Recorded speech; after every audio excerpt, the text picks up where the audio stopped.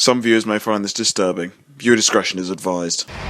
Viewer discretion is advised.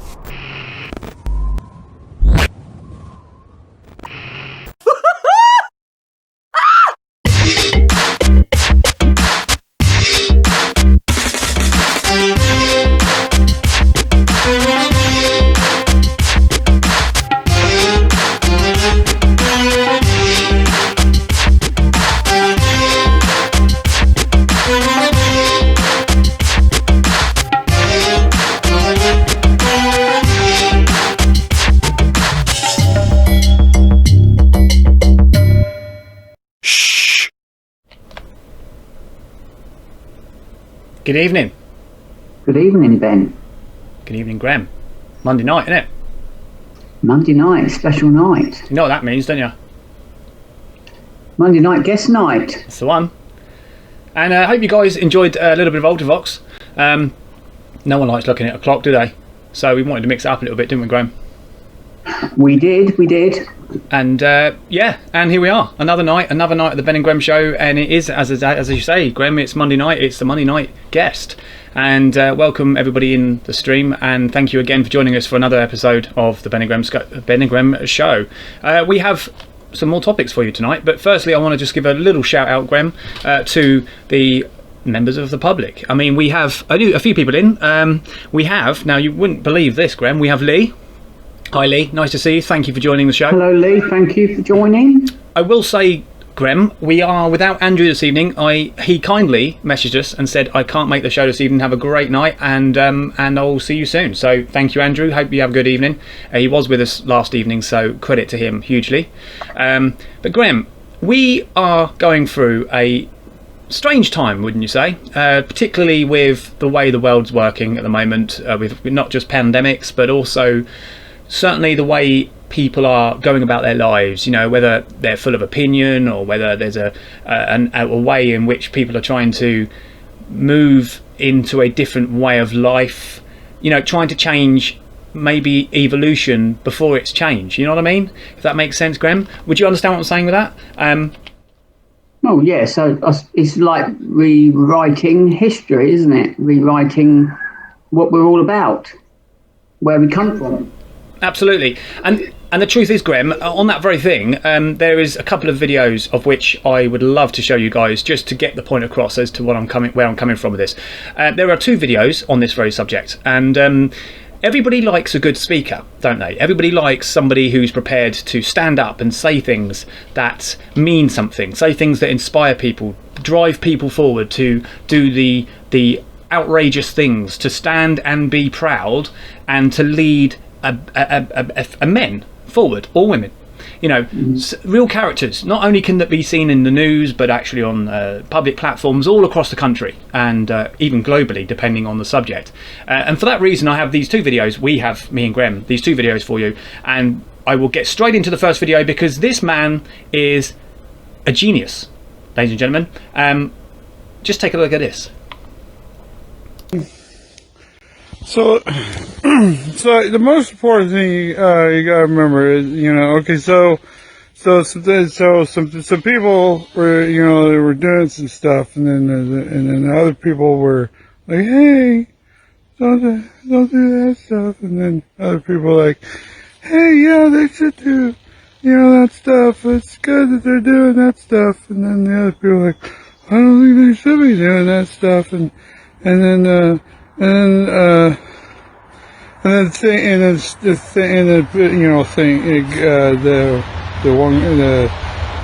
so things are like, what I'm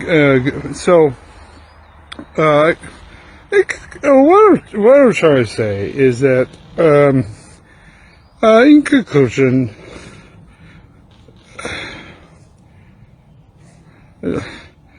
I have no idea. Well, as you saw, that guy was an inspiration, Graham, wasn't he? He had no idea. I don't think any of us have an idea what's going on at the moment. No, and that just typifies the point, doesn't it? I thought he was great, Graham, didn't you? I mean, the fact is, doesn't matter sometimes how you come across. I mean, if you come across, then at least you're making a stand. You're changing something, whether it's nothing, but you won't know until you've done something initially. You have to go out there and at least attempt the difficult stance of speaking, you know. And I think credit to the man, he was terrific. He made a huge amount of sense, didn't he, Graham? Yeah, a lot of sense. But there's somebody else that makes very little sense. Just see this guy, actually. This guy, now work this out, because this is something that I thought was important for you guys. And we saw in the previous show, we saw a chap talking very patriotically about the United States of America. And we saw that was Arnold Schwarzenegger.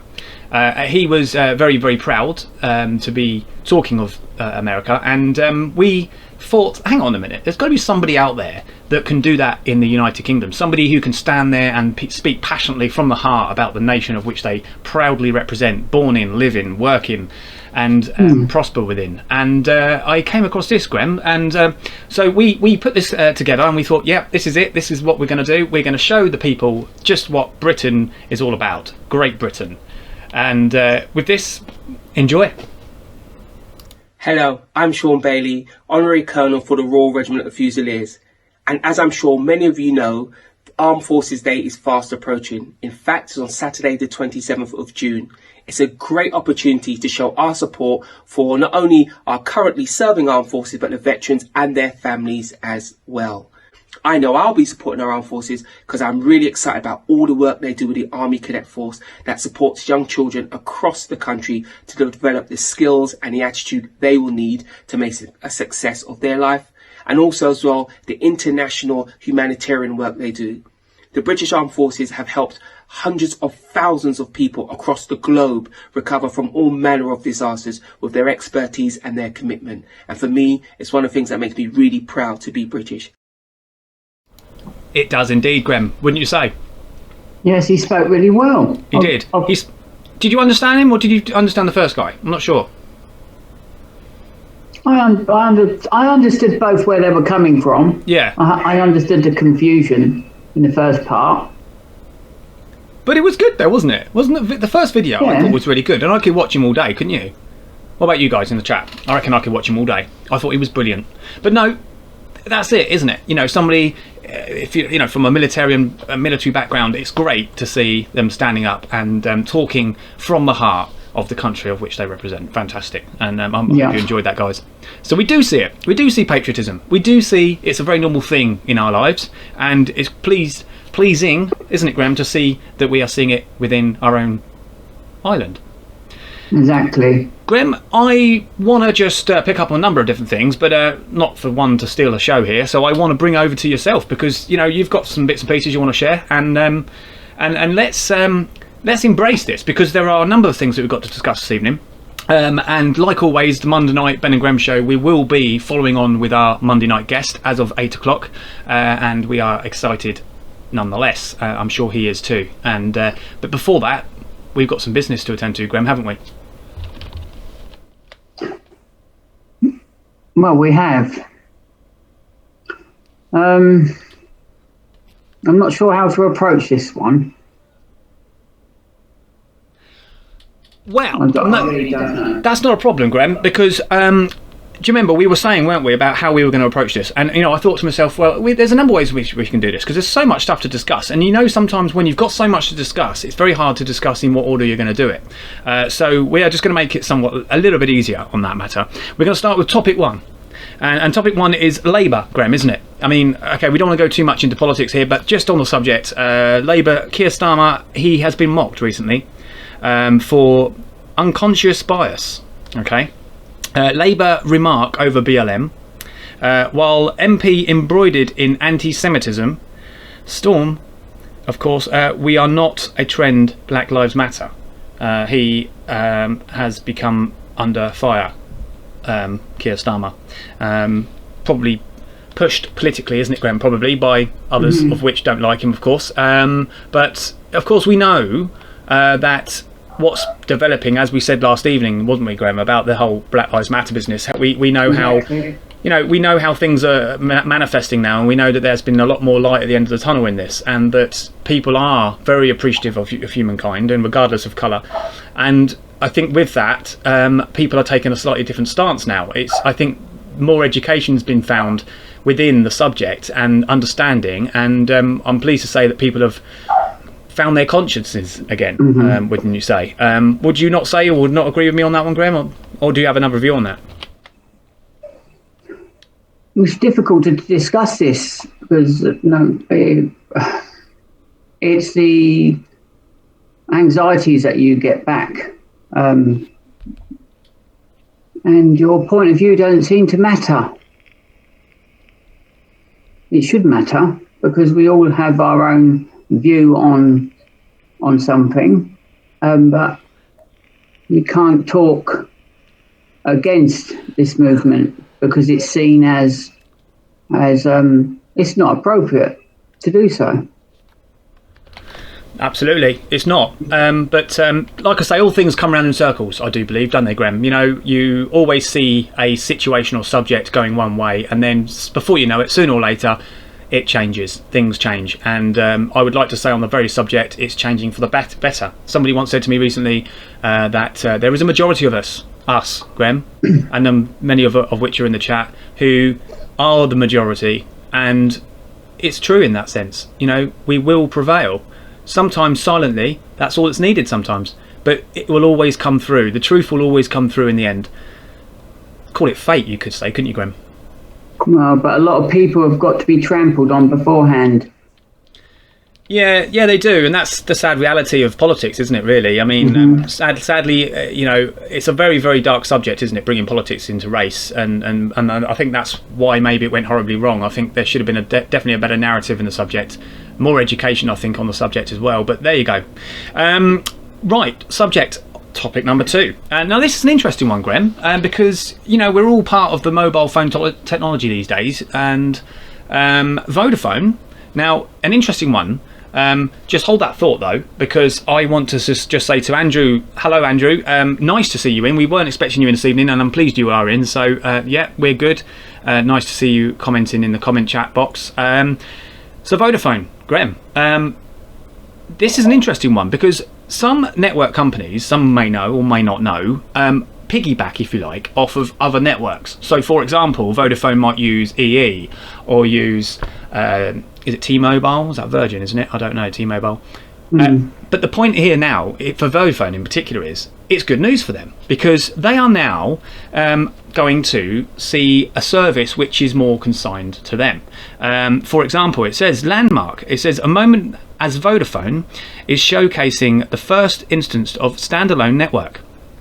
Until now, 5G was available on mixed 5G, 4G networks.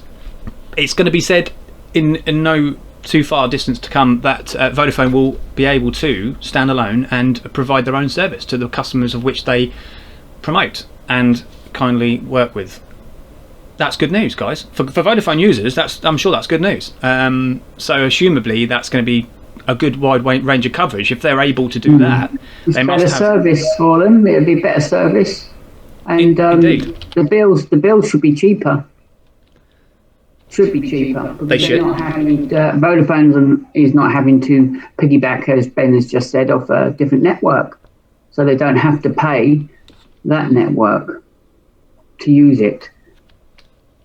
So it should come back into the pockets of the purchaser. They should be seeing a bit more money. Don't have to splash out. Indeed. Well, that's it. So for those of you that are Vodafone lovers or not, or even just scout the market occasionally, like car insurance, you know, you always look for a good deal, and like car insurance, they change regularly, different insurers. So it's interesting, I think, for those that are of the modern way technology, you know, mobile phone technology, always looking for a good deal. Talking of good deals, I'm not actually going to promote. Well, I am actually going to promote because I'm really pleased. But I'm a Virgin Media customer, and I have a Virgin contract, and I'm not, I haven't been paid to say this, of course, but I'm really, really pleased because I get everything for £35 a month. Now, I think that's pretty good. It is good. Which is what brings me on to the very next point on that, and it's just nicely rolled in smoothly, because Graham, the Ben and Grem Show, as you are aware, are now taking in calls. And you know, Yes, since we are indeed, and you know, you can see in the chat box in the video description, if you contact the number that's provided 07948 511 608, you can come straight through live on the Ben and Grem Show, and you can take part in the conversation. By all means, please do. Anytime we're live, throw yourself on the air and let's talk. Hey, let's talk. Oh, yeah, it'd be nice to get some live action. Some live action, Grem, or like Oh, yeah. action. No, live action. Live action, absolutely. Who wants a bit of live action? I know we do, Grem. We love it, don't we? We love it. Well, we need some excitement in our lives. Yes. Everyone does. Talking of excitement, Grem, topic number 3. We're flying through these because I tell you something, they are really interesting, and there's so many interesting topics I feel we've got for you tonight, and I don't want to miss the boat on any of them. The boat. So interesting. Now, I don't know if you like storms, guys. Grem, are you a fan of a good storm? I quite like storms. We talked about storms last night in the golf course, don't we? You know, when running in, when the klaxon sounds and running into cover. Do you remember? Well, it interfered with the internet, didn't it? That's right. As well. It did. It does interfere, we think, with the internet as well. But the point is, yes, it did actually for one of our viewers. But the reason why I talk about lightning again, and it was just by chance, I was coming through some information, or looking through some information today, and I came across India. Now, I believe it's India, and let me just double check my. Yes, it is India. Now, India have had fatal lightning strikes plaguing India, claimed over 147 lives in 10 days. The situation expected to worsen. It says, the news article here says that at least 147 people have been killed by lightning strikes in India's northern state of Bihar, I think it's called, in the past 10 days, with already severe monsoon weather intensifying and exposing farmers to fatal bolts of blue. So that's quite scary. So they're having raging thunderstorms. I mean, we've had a few bangs and cracks, haven't we, recently, with the warm weather we've had in the UK. Yes, yeah. But yeah, it's causing havoc in India. 147 lives have been claimed through lightning storms. That's quite scary. It's quite worrying. Yeah, it is. Lee says, very typical, a proud British soldier. Brilliant, magnificent, absolutely. Yes, it is. You know, and that is not trained in them, is it? That is true patriotism. That is wanting to do good for the country, isn't it? It comes, yes, I suppose, naturally to those, and so it should. We should all be proud, regardless of where we come from. We should all be proud of our country, whether it's United Kingdom, Great Britain, England, Northern Ireland, well, actually, Ireland, Wales, Scotland. Doesn't matter. Be proud of your roots, because we've all got great history in it. Grem, shall we jump on to topic number 5, or are you keen on mentioning anything else before we bring our wonderful guest in? I mean, our wonderful guest, I believe, has been contacted. Yeah. Yes. And he should be with us in approximately 10 minutes. So, guys, shall we crack on, Graham, with the additional topics? I think. Do you think? Yes, please. Yeah. Righto. Right. So, now this is a strange one. Topic. No, I said topic number 5, but I'm jumping the gun a little bit here. It's actually jumping to topic number 4 now. Topic number 4: the wife of a Ukrainian international footballer. Now I'm going to pronounce the name, guys. It's a bit difficult, but I'm going to say Mykola Mozaruk. Okay, I probably did a really bad job at that. Anyway, could be threatened with jail for abuse of the state's symbols after she sang a Ukrainian national anthem while showing her underwear, according to a lawyer. The lady shared the controversial post on February the 1st, sending read more. It said, I tuned into this. Now these are tweets, individuals' tweets have come through. I tuned into a football show, not porn, someone says, who's an active Christian, wants to sue for 867 trillion over J-Lo's and Shakira's Super Bowl show. And along with that, the video has been circulating online, shows the lady in question wearing a light, tight-fitted blue top and low-sitting baggy trousers, which matched that of the Ukrainian flag. The blonde can be seen looking into a mirror and proudly singing Ukrainian's national anthem. So, Ukraine.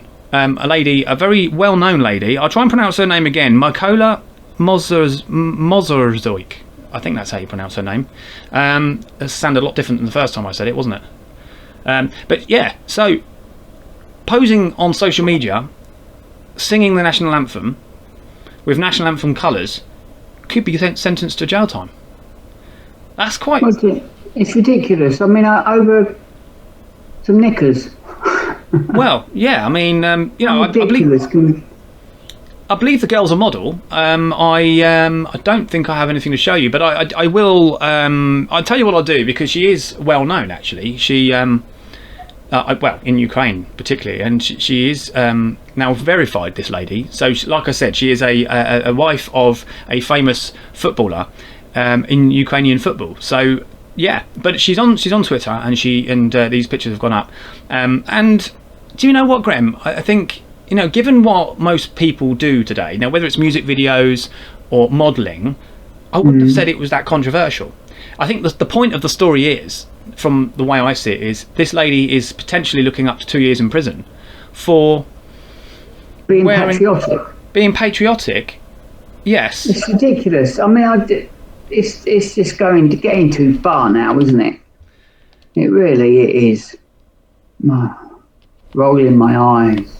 Yeah, he's rolling his eyes, Grem. I don't know. It's a strange one. I mean, I know every country has different ways of doing things, but you know, I know we can't, as people in the United Kingdom, certainly walk into the street naked. Understandably, of course. You know, you can be arrested for indecent exposure, of course. But now, are they similar rules over in Ukraine? You would ask. I mean, if that's the case, then how much clothing is acceptable? I suppose it's not like some of the, you know, the Muslim countries. Of course, you have the facial coverings, is it, where they are very strict in their dress sense. But I don't know, maybe Ukraine are very similar in that. I don't know. Anybody in the chat know anything about Ukrainian law? It would be interesting to know whether actually it is law. I mean, presumably it must be if the lady's facing jail time. But it just seems really, really harsh. You know, 2 years for modelling, essentially. Well, I don't know.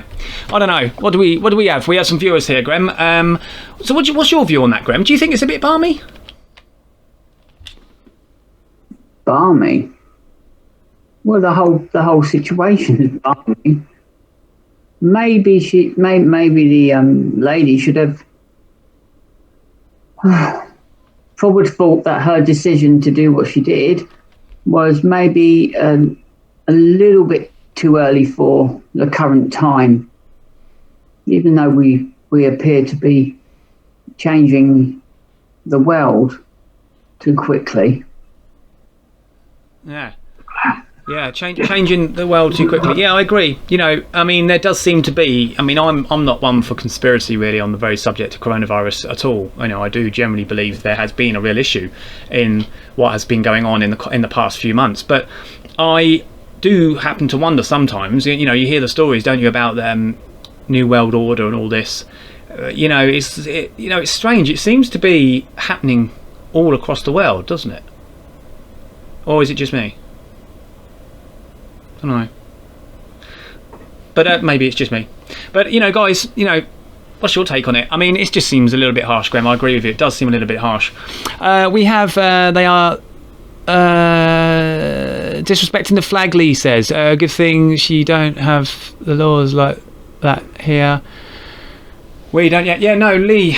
Yeah, well, she was. That is true. And that's certainly how it's written up, that this lady in question in Ukraine, it was seen to be disrespecting the flag. I suppose on those grounds, with huge public platform ability, maybe, although it might seem a bit strong, maybe it was justified.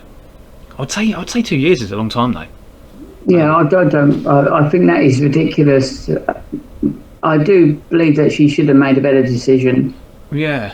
It is maybe, well, it obviously was not the wise decision to make. Not at all. 2 years up to 2 years imprisonment is over the top. I would say. I would definitely say. Can you imagine if we'd done that in this country? Well, I don't think anything. Oh, well, no, I don't know, they probably would allow it, mate. They probably would allow someone dressed in just underpants with the Union Jack on and dance in front of the Queen. That would be a little bit naughty, wouldn't it? Yeah, it would be. But nothing would happen about it. Well, no, probably not. Although you'd hope to believe something would happen, Graham. I mean, even over here in the United Kingdom, you'd still expect a certain level of authority to take control of a situation when necessary. I don't know. I mean, if anything, maybe the videos, if it was seen to be offensive, could have been taken down off the social media aspect. Maybe that could have been controlled better. Maybe a prison sentence is a bit extreme. But Graham, that again nicely folds into another point about internet, because we talk of social media, and would you not say, Graham, that social media has far too much control over our daily lives? I mean, let me give you an example. So you say something on social media, now whether it's on Facebook or Twitter or wherever it may be, and it's considered to be, let's just say the internet police have deemed it a little bit on the edge. You might get a warning, you might get banned from Facebook, you might get penalised for 24 hours, you might be able to come back after 24 hours, you might be banned completely. I've not been in a particular situation like that myself, I don't believe, thankfully. But my point I'm getting at, Graham, is why can't we in that situation have a proper one-to-one communication with that said organisation, whether it be Facebook, Instagram, Twitter? They're all available to be contacted, of course, but there is no one-to-one, and I think that's where the problem could lie, in that if you tried to report something, or if you tried to get to the bottom of a problem, or something's happened to you from the social media platform and you want to talk to this company about it, they've got very, very rigid questions, and it's almost like, well, you can file a report. Okay, well, what's my options? We got 4 or 5 options. Well, that's not what I want. I want to tell you what's going on here. I want to explain from my point of view, but you can't do that. So we talk about censorship, we talk about control, power. I just think that even with the internet, there is a lot of power out of our control, even when it comes to the internet, Graham. Wouldn't you agree? I do agree, mate. It's bit OTT in some places, and you've only got to say the wrong word. It's like even the word may just be on the edge, or just close to, or it's a word that we've always used, but now it's deemed unacceptable, so they close you down for it. But they don't give you any direct, proper reasoning to why, do they? They just say that, they just give you a bump of information that basically states that you've not gone by certain rules. That's right. But they don't go into detail about it. And this is the issue. It is the issue, Graham. It is the issue, and that is a very good point you make. A very good point. But like I said, I've known people over the course of the last few years be suspended from Facebook, some of which have told me themselves they've been suspended for saying something on the edge or a bit untoward, or let's just say wasn't of the consensus. But yeah, they've never been able to challenge it. There was always ways to get around it, which I don't advise anybody do. I'm not, I won't go any further there. Just don't get in trouble. But obviously, if the situation comes about, you do get in trouble with the Facebook laws, then a message to Facebook, if you're listening, give people a chance to redeem themselves, to talk to you. All right, don't make it wooden. Don't make it too structured. Your end, because actually, what might be offensive to you might not be offensive to many other people. And just because 1 or 2 people have found something offensive does not mean to say it is offensive. It might not agree with them, but actually that doesn't make it offensive. So we've got to remember that. That's social media for you. We know there is a leaning element towards social media, but I don't believe it's one that should be fully controlled solely by them. Yes. I think I've killed that conversation. Lee has said that in Morocco, and he's absolutely right with this. I remember something like this. He says in Morocco, Lee, says you cannot take photographs of palaces, and he's absolutely right, because actually the guards there will threaten to shoot you. They will not mess about, which sounds a little bit, again, dramatic, but actually it's their law, you know, and of course you're going to respect that if you know that you're going to come up towards some gunfire. And it comes to beg the question, although it might seem ludicrous to us, is it ludicrous when you think, well, actually there's an element of authority there and people will not push their luck? You know, it asks the question, do you feel maybe in the United Kingdom we should see something similar? We do have armed officers in the United Kingdom, of course, in certain situations, but riot police is what we see, and what they can do is very restrictive in what they can get away with, let's say. But in other countries it seems like there's no messing about. Maybe we should take a leaf out of some others' books. Now that sounds a little bit strong to say that, but Graham, I do think, given the way our country seems to be going, sadly, it seems that a lot of people are losing the respect for the military and for the forces and for our country's security. And I just think it's devastatingly upsetting, and we've got to get control of it. It's basically being created, isn't it, mate, by a few mouthpieces. Yeah. That don't even need a megaphone. They're just like standing on their little soapbox, screaming at the top of their lungs, and then they get some people to follow them, and then those people get people to follow them. It's a minority of people. I just hope that they are able to. I just don't know how to discuss about it, because basically I would rather just go straight in and remove, end of. But you can't do that, can you? No, and of course you wouldn't want to do that, Graham. I mean, you know, obviously that is the last resort, and I'm not suggesting police or authorities should take such a stance quite so strongly physically, although yes, in some instances we have to be prepared to. You know, the point being is last resort, but we don't seem to have a last resort. That's the problem. You know, I'm not saying that in Morocco, as it's understood, you know, you're walking up to these places and instantly you get shot at. No, it's not quite like that. No. I mean, they're given like so many chances.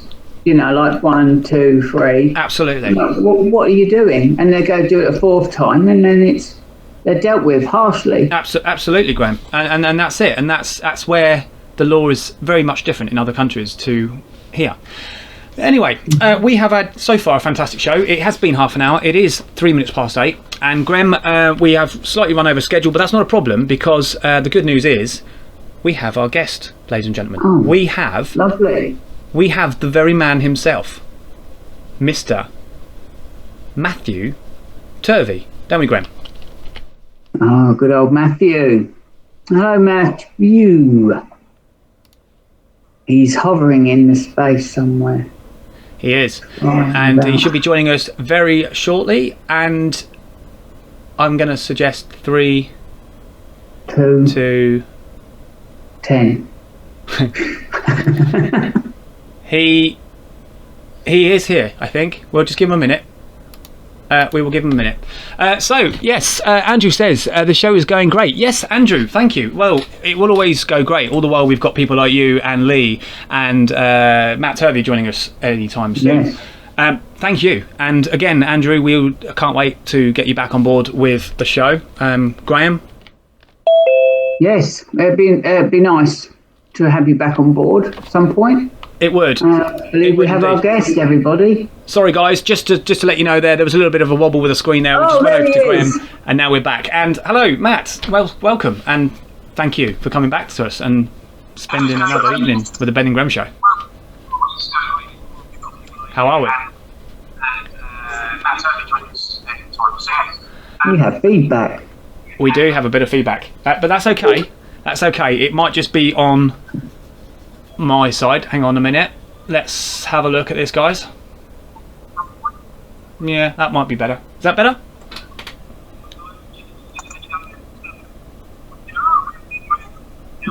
Hello, Matty. How are you? Hello, mate. Can you hear me? Yes.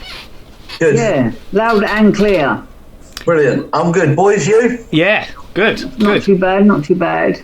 Good to have you back. And Good to be back. I want to say, Matt, just before we get going with the show, with the special guest, Monday night guest, yourself, I want to mention how you were a great help the other day because you were the mediator between myself and our Grem here for the show, weren't you? For the Sunday evening show.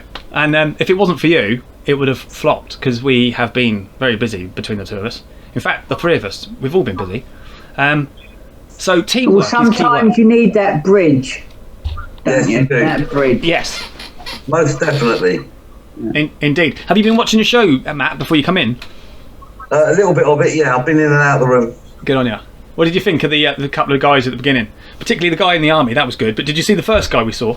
Yeah, I couldn't really understand what he was saying. No. Well, do you know, credit to Lee Turner for that footage. He and I spoke on it this morning, and I thought, you know what, I'm going to have to use that. I just couldn't. I was cracking up watching it, and I was doing my hardest not to laugh during the scene there. I thought, no, keep it together. So I think I managed to just about. Yeah, I think you did. No, it's great. So what have you been up to then, Matt? What's going on? I do want to ask you a few questions in a minute about something else, but firstly, I want to see how you're doing. Not a lot. I've been with my little one. He's got his mate here. They're doing a few songs, but nice. had a kick around with my eldest boy, and that's about it, mate. Really. Good stuff. I want to hear a bit more. Well, me and Grem want to hear a bit more about your radio station because you've got a radio station coming up, haven't you? I have indeed. It's AMJ Kent Internet Radio. Nice. Still messing around with a few things. Hopefully we'll get up and running properly within the next week or so. Brilliant. Look forward to it. Just to let you know, on the very subject of your radio station, I do have that audio footage for you, so I will work out how to get it to you at some stage. But okay. And I've heard it back, and it does sound pretty good, and I'm really grateful to have that being aired on your radio station, so thank you very much. Yeah, no problem. Thank you, Matty. Thank you for that. Absolutely, great, no problem at all, mate. And Grem, you want to speak to our good Matt here because you said about getting back on the show, and I said absolutely. I mean, I said if he wants to, that is. I mean, you know. I mean, Graham, this man has to spend time with me at work, doesn't he? Yes, well, I was aiming for Sundays, but I believe you can't do Sundays. I can. It all depends if I'm working or not. Yeah. Well, that's okay, the same. We will have to revisit it then at some point. Definitely. Yeah. Absolutely, and it's the same applies to us, Grem, isn't it? The Ben&Grem Show. I mean, of course, if I'm working, like you know, Matt, if I'm working a Sunday evening, a Sunday night even, it's going to be difficult for a show. However, there is always ways in which we can reschedule, or otherwise we can just do on another evening. So we will work it out as it happens, guys. It won't be the end of the world, but we will get round it. So far, we've been very fortunate to give you the Monday night and the Sunday night, if we can say that or not. I mean. I don't know where Alexa not at the moment. No, we can't say it at the moment. It needs to be discussed, doesn't it? Yes, it does. Absolutely, it does. Just a quick feedback of the viewers. We've got Andrew Leonard White. He says, "I don't know the guest, Andrew." Oh well, sorry, Andrew. No, Andrew. This is Matthew Turvey, who is a very good chap. He is a good friend, and he also is a work colleague of mine. We work together, basically. Yeah, great guy. Lots of stuff, lots of funny stuff, good stuff. Likes football. We've got some really good plans in the line of things to come, which is I'm hoping going to materialise in due course. And yeah, that will be when it. Matt, we're looking at what is it now? Football show. There we go. Show, yes. I had to find that one. I think I had that word in my pocket somewhere. I couldn't find it.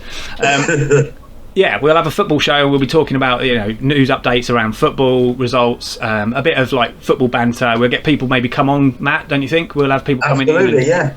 More the merrier. More the merrier. And of course, Grem here, of course, would not be a show without this man. So everybody needs to be Grem. Yeah. This is Matt I'll make the tea, and I'll roll your cigarettes for you, mate. Sound, you're hired. Yeah. I just need a broom. If you need anything swept, just let me know. Yeah. Ben, straight out the studio door. Yeah. Well, that's a great start. That's a really good start. I don't know where the show would be without Ben. Actually, he does an awful lot of work. There'd be a bit more laughter. He does, bless him. No, it's good. No, guys, sometimes you need a break. I mean, that's why I think we've only got Grem, isn't it? 2 nights a week. Because if you had more than 2 nights a week, Matt would refuse to go to work knowing he's got to see me at work as well, wouldn't you? Let's face it. Yeah, definitely. And people would start paying me not to come to work, I'm sure, if they haven't thought that already. But my point is this, is that, it's for everybody, it's fun, and we don't want to overdo it, do we, Grem? If we thought we could do 7 days a week, we wouldn't do it, because that's too much. But the point is, if there was enough... would. Ben would definitely give it a try for 7 days a week. Maybe it could be a challenge. You're probably right. We might as well just leave it on, just leave it on. Yeah. Well, compulsively the whole time, 365 days. Yeah, well, God blimey. I would surely run out of things to say by then, wouldn't you think? I very much doubt it. No, exactly. Well, we'll see. We'll have to wait and see. Maybe we can do it for charity one day. We'll do a charity event, a week's worth of the Ben&Grem Show. What do you reckon? Why did I say what I just said? Too late now. Guess what, Grem? You're coming with me. Oh, God.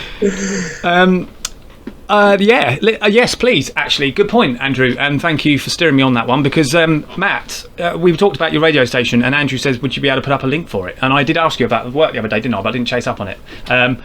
If you could, yes, I can. I will do in due course. I'll let you have it, and then you can spread it about. Yeah, thank you. I will do. There's a few things. There's going to be a website as well, but you'll have a button on the website that'll take you straight to the station live. So. But on the website, it'll have what's going on. I hopefully when you send me that audio file, I can put that on, and that can go on the website, and it clicks straight onto that. And yes, all the time. So besides the football side of things for the radio station, what else are you thinking of covering? Anything you can think of, Graham. If you want to do a slot on there, record it, and I can put it on there. Not a problem. Anything you want, I'm up to any ideas whatsoever, It's a bit, it's basically a community sort of radio then, so yeah, people can bring their own designs into it. Absolutely. Within reason, of course. Of course, yeah. Yeah, I mean, that's it. That's the beauty of it, Matt, isn't it? You're very flexible with what you do with it. And, absolutely. Obviously, your son's work is going to be on there as well, which is a great thing to hear. Yeah, there's a couple of on there already for him. Good on him. Yeah, no, I'm really pleased. That was the next thing I was going to say, actually, about your son. How's he getting on? Mate, he's doing superb. He's really doing well. I don't know whether I'm supposed to say it or not, but I'm going to check with him. I'll disappear in a minute and see if I'll ask him first. Of course you can. We can go for a quick break when you do. Yeah. Yeah. So we'll come back to that one. Okay. Good stuff. Just a quick mention on the chat. Lisa says, "Hi guys, sorry I'm late." No, don't be sorry, Lisa. Better late than never.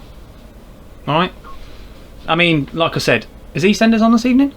I mean, I'm not saying you would give up the Ben&Grem Show for EastEnders, obviously. Well, Emmerdale's been on, but I don't watch that. It don't sound like it, Graham. No, well, I don't watch it when it's on. I watch it later on, like in a few days. It's recorded. Yeah. So I sit there with my popcorn and a cup of tea. Popcorn? My vape. Yep, and then that's it. Wow. A whole evening of Emmerdale. I used to watch Emmerdale. Has it changed much, Graham? I mean, It depends really with the actors. There's a couple of actors in there I'd rather they just killed off. Oh, right. Well, just for your information, Graham, while you're talking about... It's a bit like EastEnders as well, actually. But well, just for your information, talking about that, Graham, Matt's just going to roll himself a cigarette, look. No, I'm not. I haven't got any here. He hasn't got any. I'm surprised he hasn't smoked 10 already since I've been talking. I won that, them at work. Are they? That's no good, is it? You left them at work? No, I said I'll run out when I work with you at work. Oh, right. Well, yeah, you would have done. You'd have run out the moment you bought them if you worked with me. Blimey. Yeah, no, it's been good, quite actually. a lot, because how does he get a word in edgeways? Exactly. I don't really talk much at work, though, do I? Hang on a minute. I'm not saying a word. No comment. Yeah. I can just imagine the public, driving past in their cars, and exactly what Ben's like. Well, mate, you don't want to know, Graham. It's good fun. I like I mean, it. how many minutes are you given to like do your basic check on a car? Is it like 2 minutes, minute and a half? No, for you, yes, but what's Then it's about half an hour. I think, Matt, isn't it? It's supposed to be about 3.5 minutes, isn't it? 3 to 3.5 minutes. I think that's only on a single with a yeah. batch. Yeah, I think it's about 5 to 7 minutes. Yeah, on a batch. Yeah, single. You're right. Yeah, that's right. That's why I think that's where I got that from. Well, yeah, but that's right, isn't it? Because you've got a lot of questions to ask, haven't you? And it's important. That Yes, but you never go on to the questions. You start off with everything else. it's a personal touch. But Ben likes to give the personal. I like to get the customer warmed up a little bit, and then we go straight in with the questions. Exactly. I think it's good customer service, to be fair. Yeah, but the thing is, I'll be honest. I only started doing it when. But I don't know. Matt, I don't know if I'm right in saying what I'm saying here. I don't want to get in trouble for saying it either. But the only reason why I decided to do it in the way that I do simply is because I found I was getting a lot of people not complying, getting grumpy, and I thought I've got to change my stance here. And I don't know if it was necessarily because I was particularly rude with them, and I don't think that was the case. I think it was just yeah.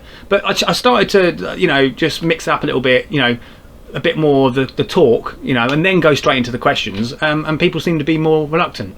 Yeah, they do. They're more relaxed. If you approach them properly, and start off with a little bit of banter or whatever. I mean, I do the same.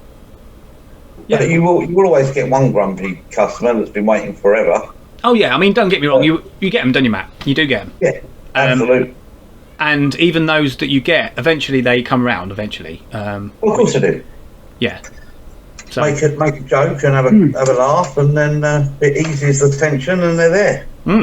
Absolutely. But no, it's a brilliant job for anybody who wants the job. I mean, I honestly, it's like a big family, isn't it? We said this about June. Absolutely. Yeah, it is, isn't it? Yeah, I mean, absolutely. I've never had a job where I get on with everybody. That's weird. You don't have a job like that. Never. Anyway, so there you go. There you go. And Graham, you're a busy man, aren't you? Really? I'm very busy at the moment. I've got so much going on. I don't know how I'm finding the energy to keep going, actually, but Duracell. I haven't got time for that either, mate.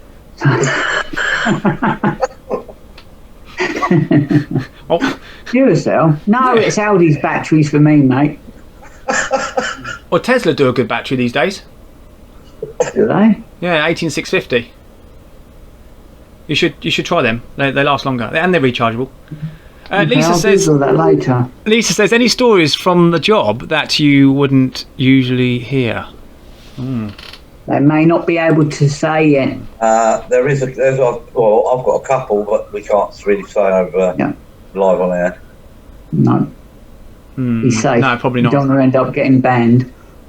What's that? What the well, banned. Let's just say. Some people sometimes, I'm only going to say some people sometimes, when in a good mood, can go a little bit further, when they're in a good mood. And that means customers, let's say, situations can occur. And we have to be professional at all times, and we are, aren't we, Matt? I think there's always professionalism. But sometimes you can just relax a little bit with certain people who come across very bubbly and might say the odd word or two. But if you can judge character, Lisa, I think if you're somebody who can, if you worked in the public sector, if you worked in customer service, you can sort of see, can't you, from certain people what you can and can't get away with. If you can judge characters, I suppose.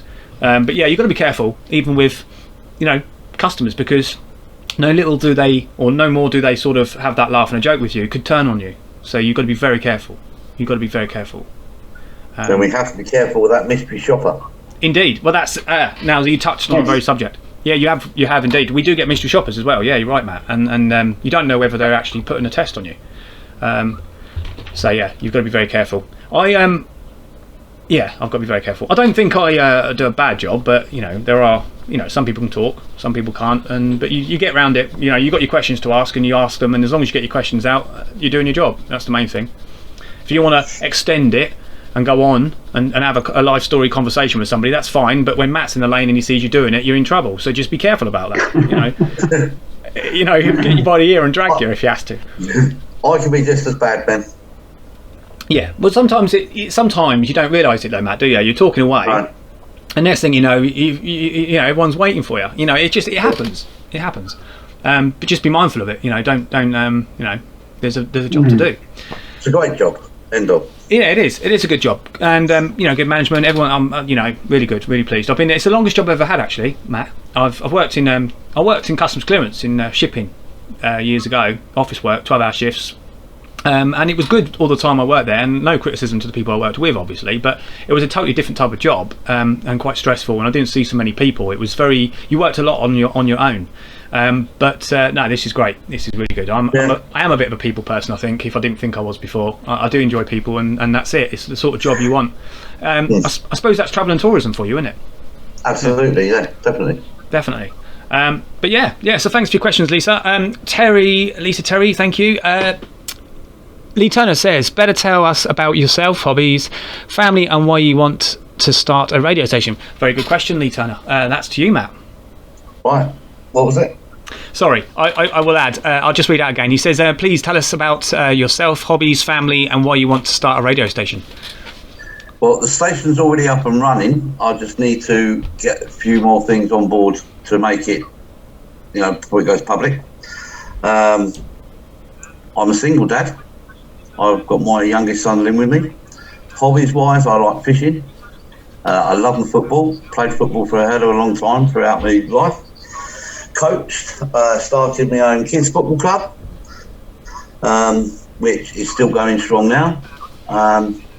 So, yeah, that's about it, unless you want to know anything else, Lee. No, thank you very much, Matt. I'm sure that's answered Lee's question very well in depth. Yeah, great. I mean, a very talented man, really. Football coach, amazing. I bet he's got some stories around that. Oh, definitely. We won't go into them though either. No, I was just going to say, maybe that's for the pub one night. Now they're open. Social distancing. Absolutely, definitely. Absolutely. What else we got? I don't want to miss anyone's points here. I don't want to. We just checking through. I think we're up to date. But yeah, I would like to say that radio stations also are great fun. I did have one once, not that long ago, but it was a 24-hour rolling radio station. I just put songs on it and it rotated. But then I had it for a couple of months. I think I had like 2 or 3 months free. But then it started to charge me and I got rid of it in the end. But I could have added things to it, you know, like different podcasts and stuff like that if I'd have used it properly. Very similar to what I'm doing. Yeah. But like the thing was, Matt, I didn't have anything for it at the time. I just thought, oh, it looks fun, you know, 3 months free, and so I took it out and played around with it. But there was no vision with it. It was not, you know, it was kind of like having Spotify on constant.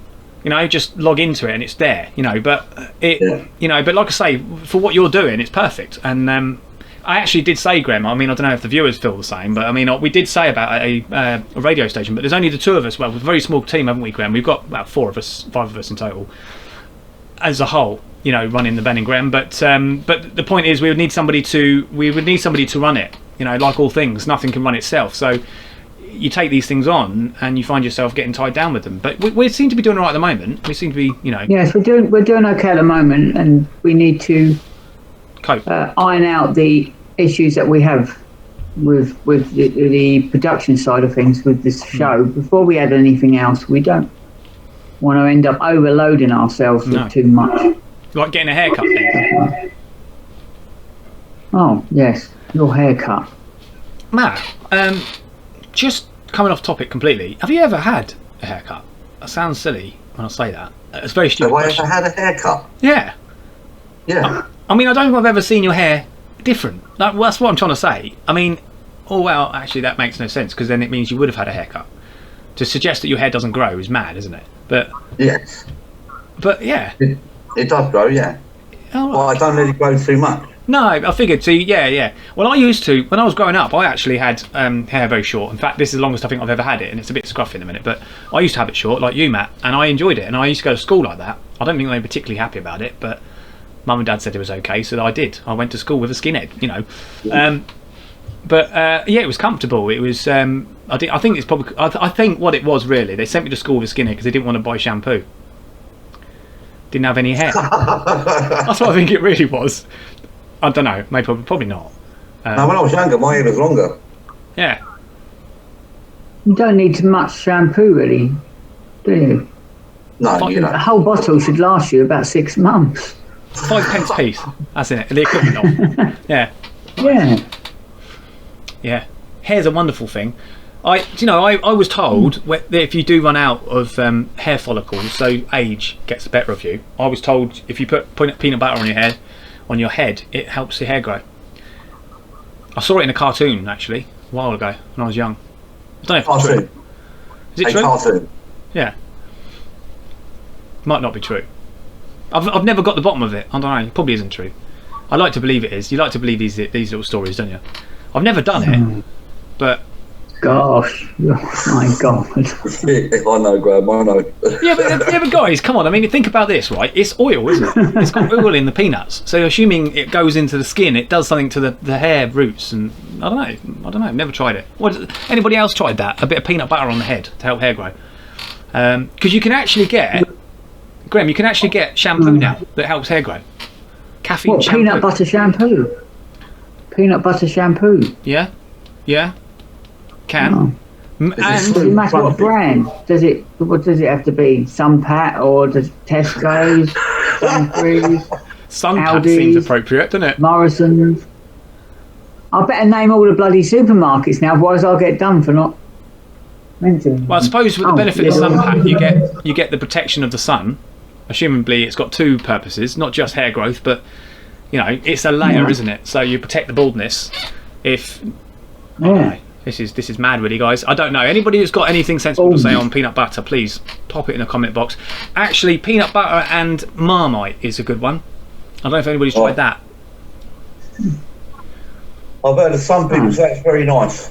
I've never tried it. But I'd have to give it a try. I like both. You had what? What did you say you had, Matt? I said like both? I've heard people say that it's very nice. Yeah. I like both of them. Yeah. But I don't think I can eat them together. Yeah. Give it a try. Well, yeah, don't try. Yeah, don't knock anything. You've got to try, haven't you? What's anybody drinking anyway? Have we all got drinks on this evening? What's the viewers drinking in the night? Are they drinking anything nice out there? Got any cans on the go? I've got a cold cup of tea.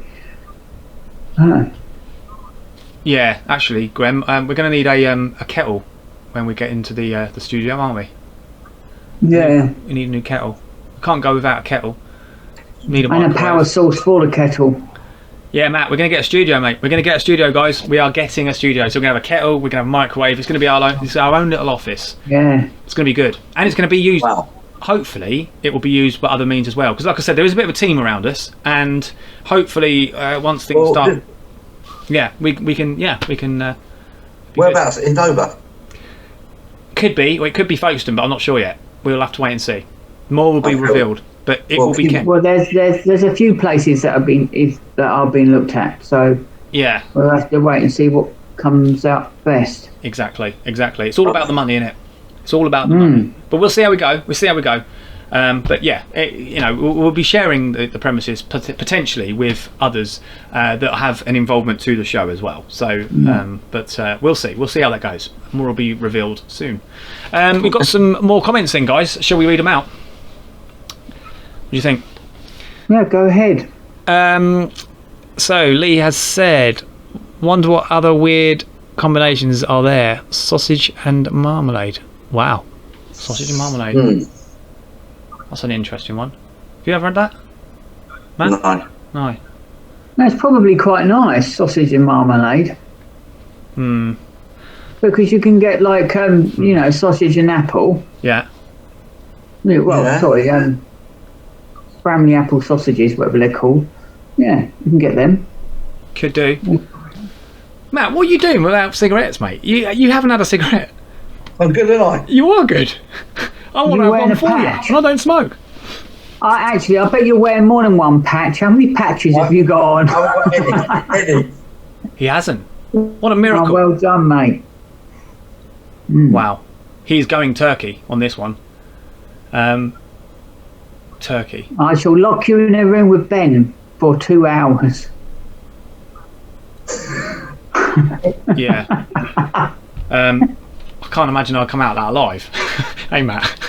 No. No, first thing Matt would be down the shop buying a packet of cigarettes. You try smoking me next. He smoked the whole, like 20 or 18 before he gets back to his front doorstep and have to go back out again. Yeah. Yeah. So you giving up then, Matt? Are you cutting down? You say you... Or... I've got to try and cut down, yeah. Right. Okay, well, good on you, mate. You're doing well. But it's helping with going having a kick around with the boys as well, so. That's it. That's good. That does help, yeah. I mean, I must admit, going from smoking, guys, to vaping has improved my health somewhat significantly. I've noticed the differences, particularly breathing. You know, you feel a lot more energetic as well. Do feel a lot better. But I do miss a cigarette. I don't think anybody that's given up, or I'm sure anybody that's given up would actually say the same. I don't know. We all say it's a bad habit, and we all know that, but we all know why we like smoking. There is a reason, as much as it's a dirty habit. But we don't advertise it here on the Ben&Grem Show. No. Wouldn't advise it to anyone, especially not nowadays, because obviously there are a lot of signs nowadays, isn't there, for the bad of smoking. So let's not go back in time. Learn by those things. Absolutely. Don't do it. Don't do it. So what you got planned then, Matt, for the next few days? So what's happening in your life? I don't know. I don't know what little man's doing. Whatever he wants to do, I'll go along with him. Yeah. I'm going to try and do a bit more work with the radio station tomorrow. Yeah. Get some more playlists put up on there. Good stuff. Sounds good. Mango and chili? Honey and what? chips? Honey Mango and chili. Yeah, that sounds nice. Honey and chips. Honey and parsnips? Go. Yeah, definitely. Roast parsnips. Roasted honey parsnips, yeah. Do you remember those? Yeah. Oh, I imagine that'd be quite nice. Yeah. Yeah, sorry, Lee. Matt, I wasn't... Yeah, I started talking about honey and chips. You must have thought, what on earth is going on? I know you, Ben. You do this at work. Sorry, I glanced across at the production screen there, and I thought I saw Lee's name come up saying honey and chips, and I thought I've got to say it. No, thanks for that, Lee. Honey and chips. That was what we were talking about just now, wasn't it? About crazy foods, sweet and sour, basically, isn't it? Really, sweet and sour. I don't really like food like that, though. Do you, Matt? I'm not. What about you, Graham? Yeah. Me. I like to keep my fruit and veg apart. Do you know what I mean? You know what I mean? If I'm having a run of beans, I ain't going to have tomato. I'm not going to have a pineapple next to it, am I? You know what I mean? It doesn't work. Well, it's all got to go down the same hole. Yeah. Through the same digestive system, and then out another hole. Oh. Hasn't it? Yeah. Why am I thinking of nice to just shove the food all in your mouth at the same time. Yeah. Well, but no, I still don't. You know. Put a Mars bar on the top. Battered like Mars that. bars. What about those things? They're nasty, them, aren't they? Oh, Have you ever had one of them? No, I haven't. But they didn't that originate from Scotland? Was it Scotland? Yeah, I think it might have done, actually. Yeah. Deep fried, battered Mars Very fattening, bar. though. They're not very healthy, are they? Well, the Mars bar isn't healthy for you anyway, is it? It's chocolate. But yeah, I wouldn't want it battered and fried, though. No way. No. No. I don't think I've ever had one. I have seen one before, but I don't think I've ever had one. But I can't bring myself to wanting one, really, because of the grease content. I can't imagine it. Has anybody in the chat had a battered Mars bar? No, not me. Not him, not Grem, not Matt. Well, there you I go. reckon Lisa has. I reckon Lisa's tried a battered Mars bar. Lisa, do you want to humour Graham here? Oh, Graham, have you had a battered Mars bar? We'll have to wait and see on that one. Apple and mustard. Yeah, that's another one, Lee. Yeah, isn't it? Apple and mustard. That's kind of what would you have that with now? That's very upmarket, isn't it? Apple and mustard. Pork. Pork. Yes. Yes, Matt. You couldn't have it with bacon. That's the same thing, though, isn't it? Yeah, you could. Not a lot of it, though. Nah. Gee, it's like cranberry, though, isn't it? Who has cranberry on their dinner? Do you have cranberry, Matt, on your dinner? I can't. No, I'm not really too keen on cranberry sauce. I like cranberry juice, but I'm not keen on cranberry sauce. No, not mine.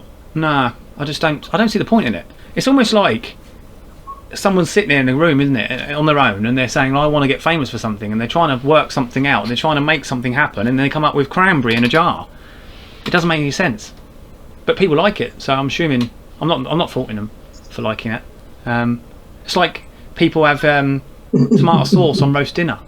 What's that about? I can't. I think we said this before, didn't we, about roast dinner and tomato sauce? You can't do that. It's not.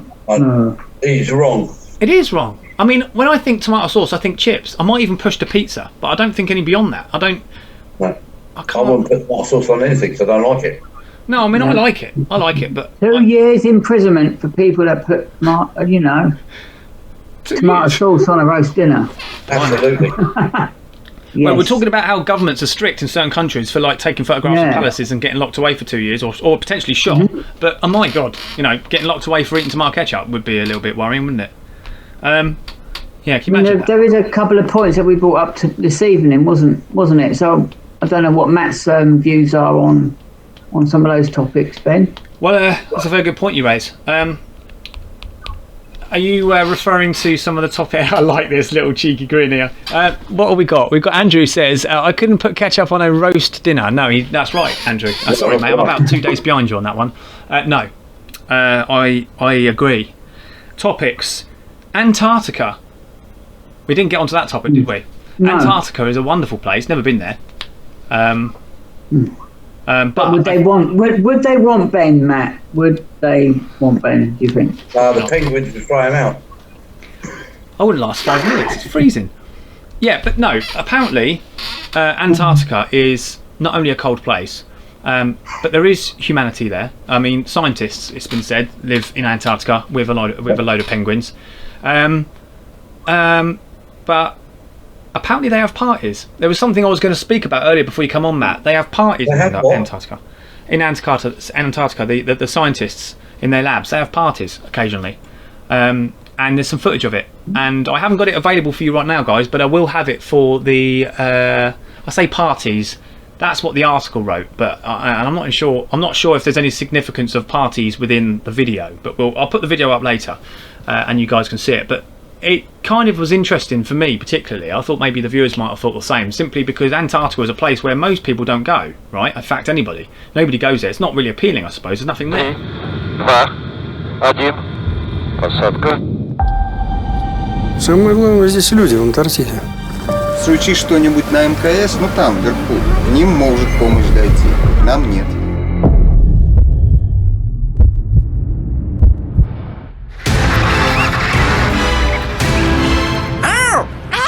Всем антарктическим станциям работает академик Федоров. Antarctica is a very international community. Меня не устраивает, как мы живем на этой планете. Здесь рядом китайцы, китайская станция, австралийцы недалеко, индийцы. Каждый пузыречек там – это не что иное, как образец древней атмосферы. Cooperation in Antarctica is everything. Хотелось бы, чтобы люди были как в Антарктиде, душевнее, добрее. I would have liked to go back, but Avi decided not to take people twice. Вот она какая Антарктида.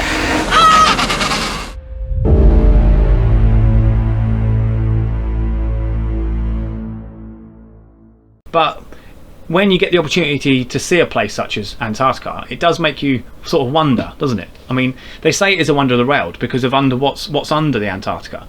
There's a lot of hidden gems, apparently, so it's interesting. As like Svalbard, another place in the world of worlds, go to Svalbard, and it's a very northern part of the world. But people walk around with weapons. Welcome to Svalbard, a Norwegian archipelago located between mainland Norway and the North Pole, but much closer to the latter.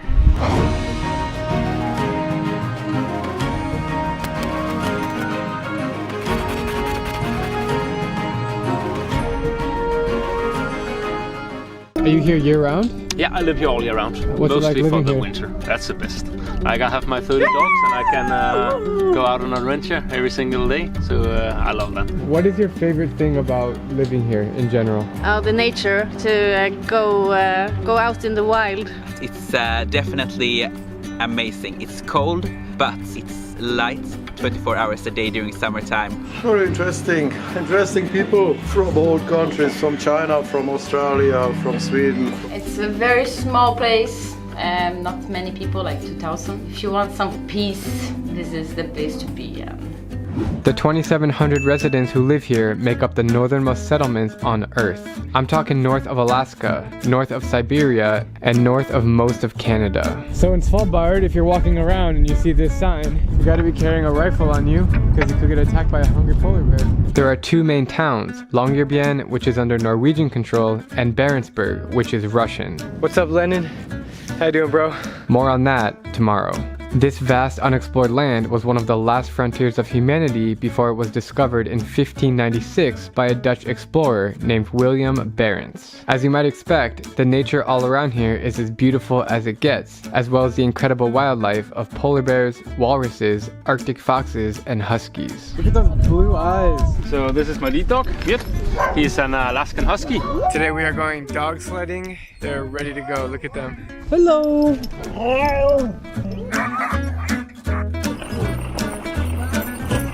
The capital of Longyearbyen is home to roughly 80% of Svalbard's population and is nothing more than a few shops, tasty restaurants, rowdy bars, and cute colorful houses. Pretty chill place.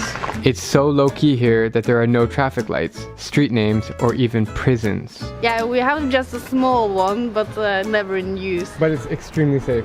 Yeah, where shall you drive? It's only a couple of miles of roads, then it stops, so yeah. In Svalbard, it's customary to always keep your car and home open. You left the car running? Yeah. So safe. Not only because it's extremely safe, but because of the threat of an attacking polar bear. It can save someone's life to quickly escape into a car or house, especially in winter. But it's not always freezing cold and dark here. In the summer months, like now, the sun doesn't set or rise. It remains in the sky for 24 hours a day. Right now it's 2 a.m. and it's bright as can be. They're actually talking about turning off their clocks to go completely time-free during summer. Another interesting fact about Svalbard is that anyone from any country can live and work here without a visa. It's nice living here, but it's cold. That's why Longyearbyen is one of the most diverse capital cities per capita in the world. I don't know, it's between 50 and 70 countries represented here by the workers, so it's very, very international. And that's why you'll see Thai restaurants in the middle of the Arctic. I am super excited to be spending the next 4 days here in Svalbard before hopping on an expedition cruise with Hurtigruten over to Greenland and Iceland for the next 2 weeks.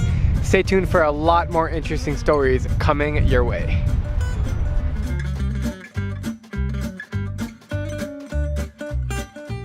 I'm Binsky, and if you like my travel videos, please click subscribe and join me as I plan to visit every country in the world. Firearms, simply because of the animals there. Because it's so northern, they have things like wild bears just walking down the street. It's really surreal. So they have to carry their firearms to the local news agents, and they have to put them in like a little rack. I've seen a video on this. They have to put them in a little rack, and then they do their shopping, and then they have to sign out with their firearm. So they sign in with a firearm, sign out with their firearm, just to go to the local shop. Because if they walked out of the shop at that very moment, a bear could attack them. So it's quite a different way of life. How many people? What's the population in this? I'm really glad you asked that question, Matt, because I haven't got a clue. Oh, right. I'm really glad. I thought if he asked me any question on population, I'm screwed. To be honest, I don't think there's many. Svalbard. If I had Alexa, I would ask the question, but I haven't got her with me at the minute. She's left me. No, I don't know what she's done actually. No, she's gone quiet. I think she's lost power. Duracell gone flat. Have you got any Alexas on the go, Grem? Have you got one sitting around you at the minute? Maybe she'll know. What about you guys on the chat? Maybe somebody can tell us what the population of Svalbard is. Now I said it correctly. It's a Norwegian-owned territory, I believe, or should we say Norway is owning. I do own Svalbard, and Svalbard is so if you take Russia, if you go north of Russia and keep going north, it's in the Arctic Circle, I believe, but I think it's very Arctic Circle. I think it's actually higher than the North Pole, wherever the North Pole starts. North Pole is between Greenland and Iceland somewhere. It might be a bit above Greenland actually, but nobody knows for sure exactly where the North Pole is. But let's just say it's in that area for simplicity. But I think Svalbard is slightly higher than that. So if anybody knows the population of Svalbard, I think we've got someone coming on the chat already. Wow, that's 160. 160. That's nothing, is it? That's extremely low. That's nothing, is it? What is the point? Yeah.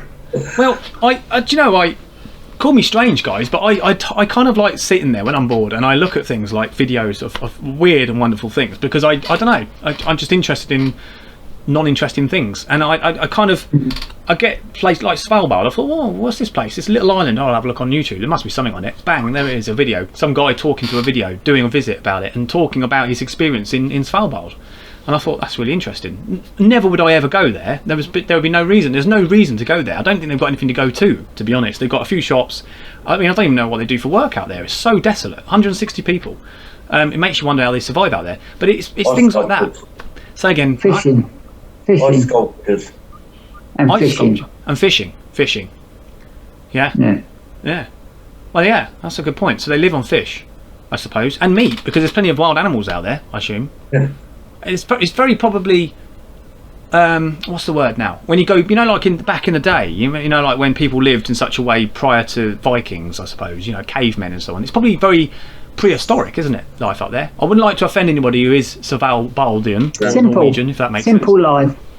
Lee's got down here 2,642 in 2012 population.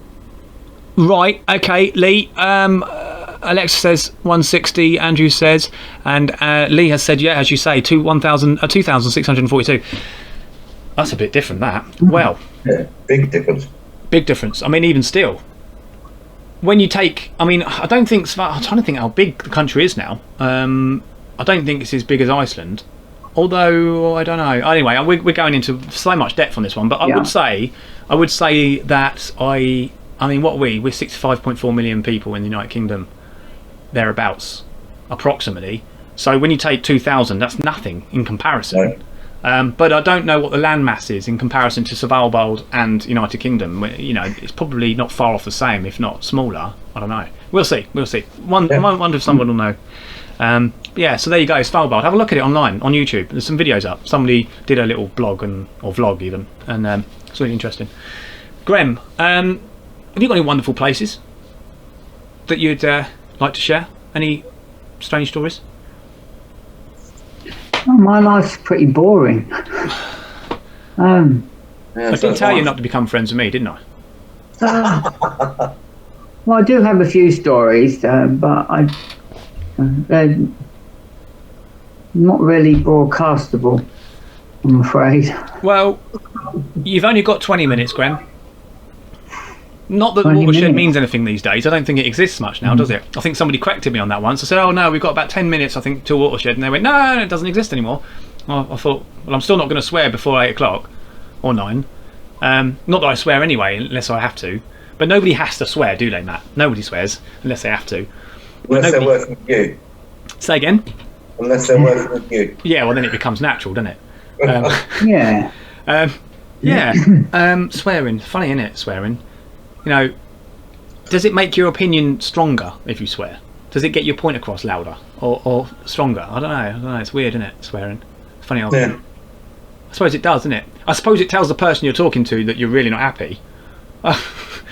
You know, there's no messing about. Bluntness. Yeah, it's funny, isn't it? It's like people. It's like certain countries, isn't it? We're talking about countries and we're talking about people and gestures. You know, like I'm always waving at people. I don't know what it is with me. I wave at everybody.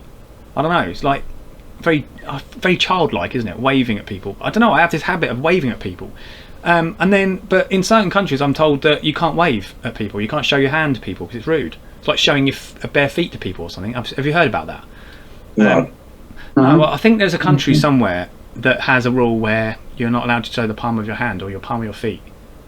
But I might be wrong. But anyway, maybe the viewers know about that. So yeah, I'm proud to be British in the sense that I think we're a fairly normal country, aren't we? Given all things.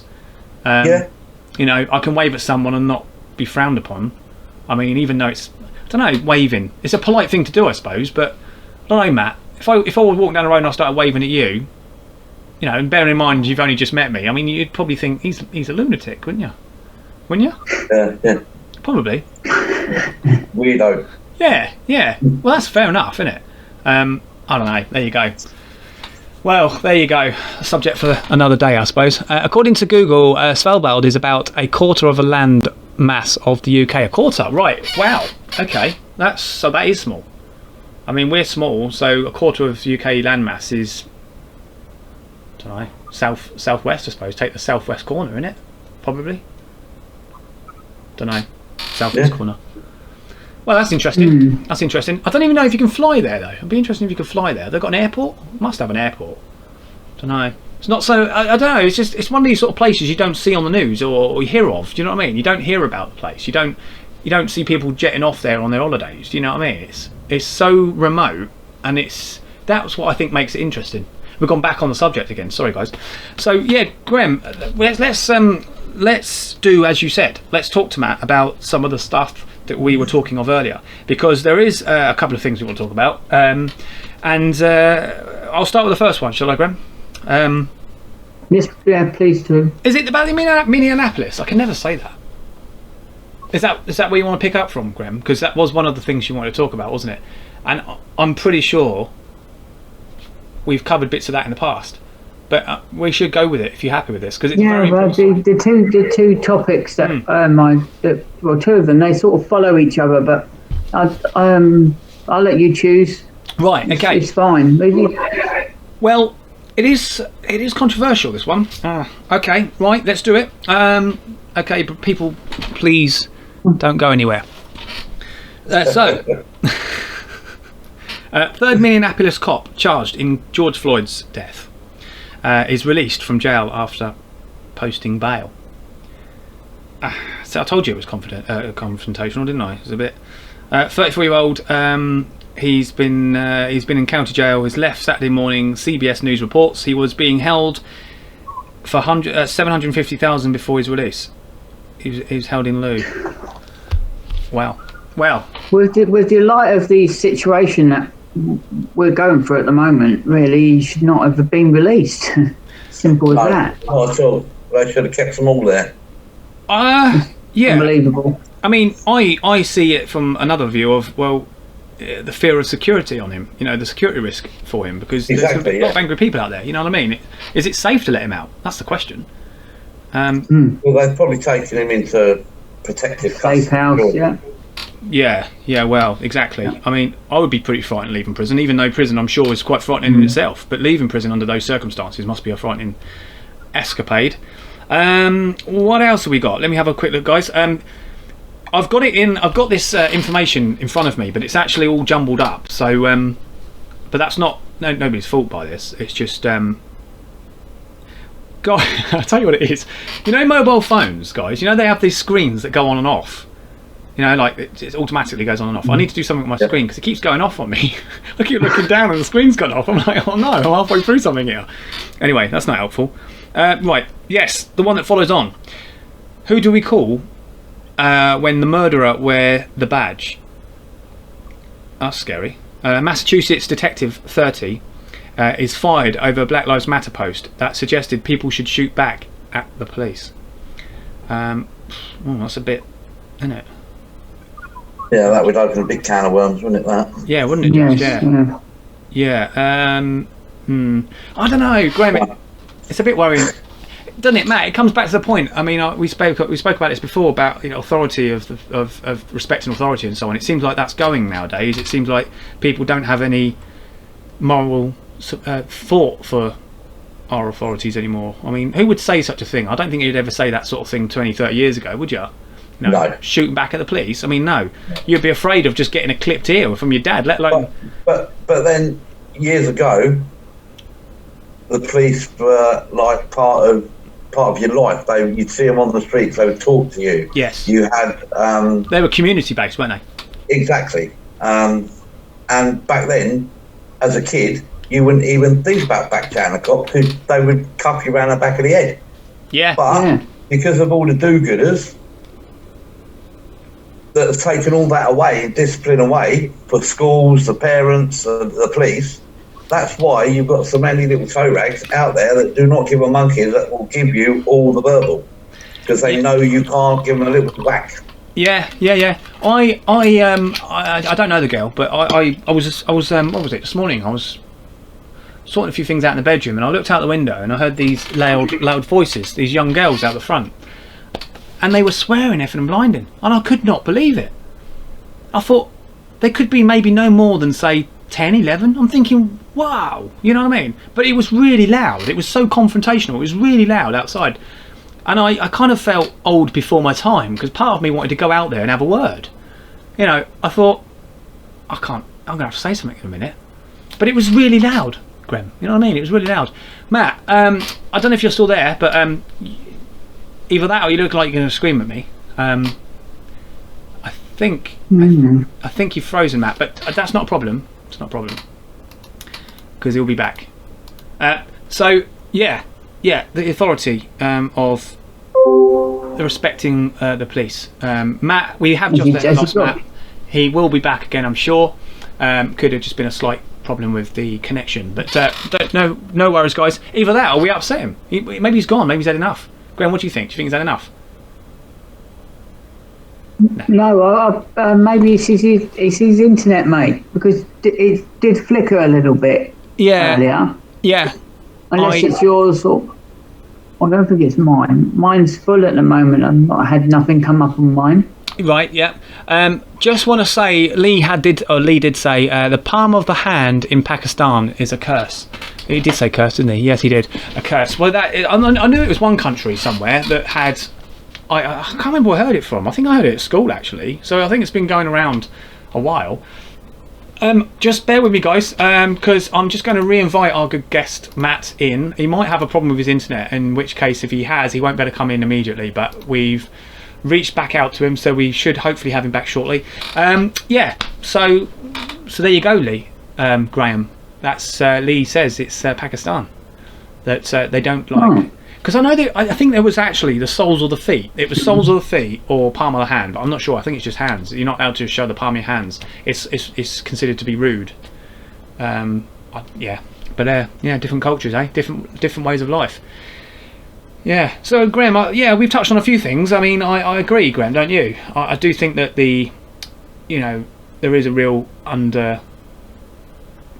real sad reality of the police force, of the way people see them at the moment, and I do think it needs to improve. Absolutely, more respect. I think there needs to be something done in schools as well. Maybe the schools need to do something, educate the children in policing, and maybe go back to the roots upon what policing was. Like when Matt said, like back in the day, you had community policemen. We get community policemen now, the PCSOs, but take a community policeman that is somebody who lives in the area or thereabouts, who's very close to the community, and maybe we should educate people about that type of policing to have them realise that actually they're just one of us, because it seems to me as if there seems to be a detachment between us and them, with the police. I mean, we see that coming about with the Black Lives Matter protests. It was a detachment of one group to another, which is unnecessary, so maybe that's kind of the narrative with the police. It seems like they're the same people shouting these tunes. Maybe it's this thought that actually well, that's them and they're on one side and we're on the other, we're the people and they're the police. No, that we've got to get that stuff out of our heads if that's what people are thinking, because it's really not the case. The police are there to do a job. They're there to protect. They're there like us to go to work and earn money to pay bills. They don't want any more grief as much as we do, ultimately. So try and give them a bit of respect and a bit of an easy life. We don't need to make them work hard for their money. Give them an easy life, because after all, they're there to protect us. They're not there to put up with us. We shouldn't have to be a burden to them. You know what I mean? I say we. I say that very openly, because I'm not saying we, any of us particularly, are troubles to the police. But like I say, just give them a bit of slack. You know what I mean? They need it right now. Yeah. It's the law at the end of the day, and we the people should respect the law. Law, it needs to be respected, mate. Law and order. Absolutely. Yeah, sadly we have lost Matt. He has gone. I don't know whether he's gone for good. He is showing his offline at the moment, but hopefully we will get him back, and we'll continue on with the show. But Graham, yeah, it's been great to see Matt, hasn't it? He's been a wonderful guest. He's not only been a wonderful guest for us on this occasion, but also on previous occasions. As I say, Matt has and does work with me, and he's got lots of things in the pipeline. From football to working with youth centres and so on. He wants to do various different things with the youngsters, the community. Radio station, he's, you know, Radio station, really interesting. Yeah. And do you know what? What a guy! What a gesture! You know, to offer us, Grem, you know, the Ben&Grem Show, to offer us the opportunity to have our show audio on his show. It's great. Most certainly is. Most certainly is. Grem, I'm just wondering about next week's show, you know, because we've got next week, Sunday. We haven't had any phone calls this evening from anybody, sadly, at the moment. But like I said, please do. If you're watching the stream, if you're not used to the stream, or if you just want to have a laugh, come onto the show. It's 07948 511 608. Graham, what was that number? I don't know that number off by heart. I didn't think you did. I wasn't expecting you to repeat on me. No, it's 07. You will do in a few weeks, mate, when we said it enough. 07948 511 608. Give us a call. Give us a text. If you don't want to come in on the chat, you can come in on text. If you want to just have a chat over the phone, you can do that. We can do that. You will be part of the show, as like Matt was, but you'll be doing it through audio. Thanks to June Murphy on last week's show, Monday night guest. She came on audio, and it was a fantastic interview, wasn't it, Graham? We had a really good time. So yeah, please give it a thought. Information, if you want the phone number, is on the chat. You will see that in the Facebook Live information. Part of the problem, Lee says, part of the problem is some smart graduate recommended we should smack our children, told a politician who failed to ask questions. So what will all those families that have used the method and passed it down over hundreds of years do instead? Yeah, that's true. That's true. He's got a point there, hasn't he? See, I'm going to tell you, as a father myself, it can be difficult. Well, we're all fathers, aren't we? Many of us, and you know, there are times when you want to pull your hair out, you know, because your children can be quite difficult with certain situations. We've all been children, we all know what we're talking about here. But yeah, you can't discipline anymore. You can't. And they know we can't. And that's it. They know we can't because they have powers now, youngsters. And yeah, it can go horribly wrong. I won't say too much on the story, but I will say that it's a very difficult situation to put children in power. And why do I say this? Well, in the current climate, now we have things like Childline, social services. We understand why they exist, and I agree with why they exist. And they're there to protect children, and they're there to protect families. And they're not just there to come down on you like police when it's necessary. They're actually there to support you as well. And there's a big misconception. And when I was a counsellor, I remembered there was always this sort of like stigmatism around social services as being bad, and oh, you're a bad parent, but it's not all about that. It's about if you want help, you know, if you're struggling with your children, if there's something that you need to discuss, you can talk with them, and they will happily advise. There as a support. They're there as a support network. For any families. They are having difficulties. Absolutely, and they're not what people think they are. They're not there just to make people's lives difficult. The last thing that they want to do is to remove a child. They don't. It is the last thing. Of course it is. If that happens, then it's because it's needed to. I mean, I'll give you an example to the fact that they will try and help you. I do have a personal case within the social services.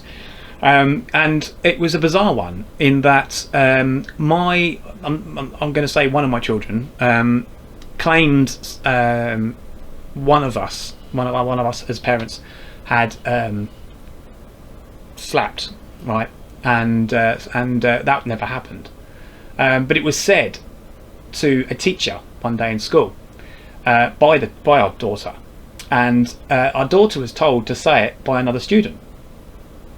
Because for some reason there was an argument between mum and daughter in the morning, and it got taken to school, and there must be, his friends must have discussed it. Her friend said, "We'll tell the teacher," and so she did. We had phone calls from social services. The police were at the school were brilliant. They actually contacted us. They said, look, we don't believe this is the case, but you know, we have to follow it up, and I respected them for doing that. Their social services were contacted. The social services did call. We were expecting a call, and we discussed it with them. They sent somebody out and they sat down with us for about half an hour, had a cup of tea, and they realised nothing was going on. They realised it was all pretty kosher. They had asked our daughter actually of the events, and she admitted that she had been told by a friend to say it. Now, something so innocent like that could have been serious. But my point I'm getting at with the social services, Grem, and the point of this whole very subject is that despite the fact that people do come across and see the social services as a last resort entity of, oh, that's bad parenting, or oh, you got social services involved, that's horrendous. No, but actually they're not there to make your life difficult. They're there to improve your life. Now, don't get me wrong. If you've mistreated your children, of course, or you know, or you're not suitable to parent in a reason for being maybe alcohol, drug abuse, or there's a number of different factors, then within reason they can take action, and of course you would expect they would in those situations, and that's what they're there for. But they want to keep families together, not put them apart. So yeah, we've all got a responsibility. But yeah, that's just a story that I shared you guys, and Grem, it's a very personal one actually, a real life one. Never had any dealings with them before in the past, and you know, but there you go. So it can stem from nothing, guys. Children can be very devious, because we've all been children. We all know what children are like, and they can be very devious, and that's all it takes. But there comes a time where sometimes assessing of situations needs to be had, and I think that what happened in the situation I referred to was a matter of assessing the situation, you know, and yeah, following it up, which was right. And I think straight away they can sort of see, can't they? They can work things out for themselves, and it's good that they did. Grem, what do you have on the matter? Because you work in social care, don't you? Is it social care you work in? We had this conversation before, so you're not really social care as such, are you? You work in the care industry. No, I work in mental health. Mental health. I did go towards social care work many years ago. But, I chose against it, and I wish I never did. I left it too late, and then they end up bringing in you need degree for this and a degree for that. So I left it too late. But never mind. I'm happy with what I'm doing now and working within the mental health sector. I enjoy every moment of my job. There's not one moment I don't at all. I like bringing happiness to people. The best that I can. Absolutely. Happiness is only necessary thing to go forward with, isn't it? There's no need to be unhappy, really. I mean, but yeah, you can be. Sometimes it happens, doesn't it? If it rains, you can be unhappy, guys. Yeah, Andrew said he's never hit his children. Obviously, that's good. That's good. And yeah, because his children never step over the line. Well, that's good. And yeah, they never really do, children do. Let's face it. I mean, it does take quite a bit.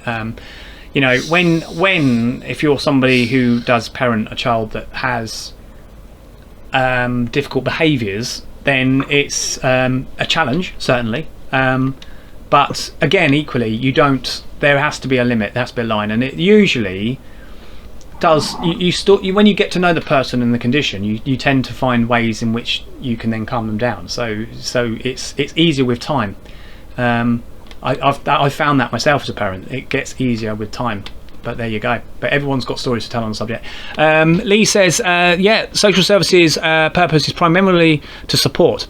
It doesn't always go right, but usually they are there to help. Yes, absolutely, Lee. Of course, like human error. There was always human error. You know, it doesn't matter what it is, work or anything. There will always be a form of human error. But you know, they, like I say, they're there to support and help and guide. There has to be a support network, and that's the support network.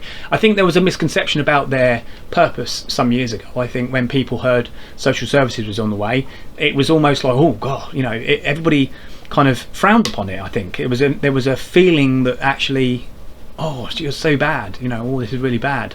But generally speaking, the stories you hear of those that are taken away and placed into foster care are for good reason, mostly. and I think given on a scale of averages, you would expect in the situations you come across with the very subject of those that are getting taken into foster care, you would agree that they should be, and that's again last resort. Graham, you said this earlier, it's last resort. They won't do it just because they can.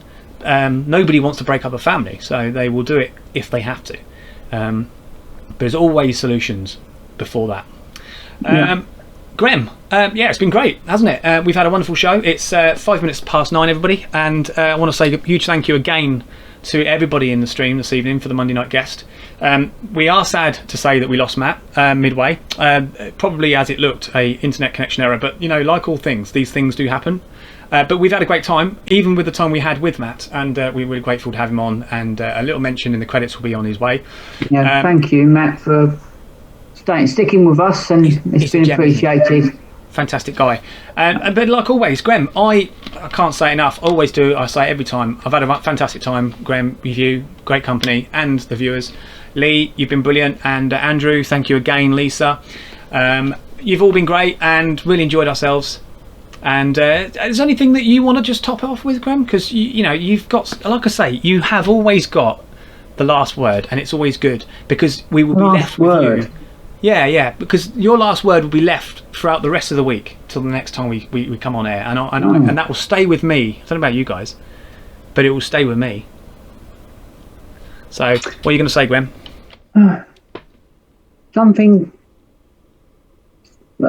Something from the heart for everybody. Love one another. Be kind to one another. Well, there you go. All I'm going to say. That's all he's going to say. Well, that's all he needs to say, and the same applies. Be kind to one another, love each other. If you don't want to be nice to someone, just don't be nice to someone. Just don't get involved. Walk away. Turn the other way. It's not worth it. Be the better person. Be the better person, yeah. Or phone Graham up, because he's good actually at consoling people when it comes to things like that. He will talk to you, and he's so rewarding. Graham, aren't you, mate? You can fix any problem. I am. I was going to say something then, but I thought I better not. Thank you, Ben, for tonight. Yeah, no, thank you, Graham. Thank you. I've had a great time, and it's so sad to have to wrap it up. But like all things, all good things have to come to an end, right? Matt has just said, "Sorry guys, thank you for having me." No, you're more than welcome, Matt. Matt has just joined us again in the stream, in the chat. Matt, thank you. No, thank you, totally, honestly, for giving up your time. Me and Graham are most grateful. We are. Thank you, Matt, for your time. Very much. Very much. We've enjoyed ourselves. So, Graham, from him and from me. And from me. And him. It's time to say goodnight, everybody. Thank you very much. Thank you for joining the show. Good night, everyone. We'll see you next week. Thank you. Thank you.